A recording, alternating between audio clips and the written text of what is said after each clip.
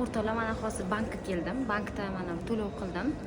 To'lov 737 ming, ya'ni $61 bo'lyapti va yana qo'shimcha 3 ming so'm kirim chiqim uchun komissiya bor ekan. Bankning komissiyasi va uni naqd pulda to'lashingiz kerak.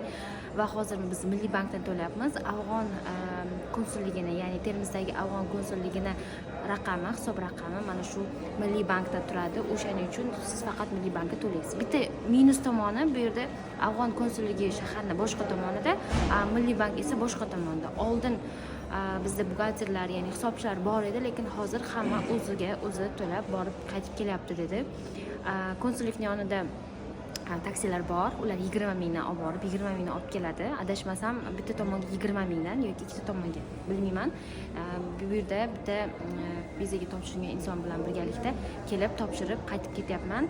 Xullas, vizaga, turistik vizaga $61 to'laysiz. 737 ming kurs bo'yicha oshib yoki tushib turishi mumkin. Demak, endi hozir mana shu olgan hujjatlarim hammasini olib boraman va u yerga elchixonaga topshiraman. Menga soat 4 gacha viza berishadi.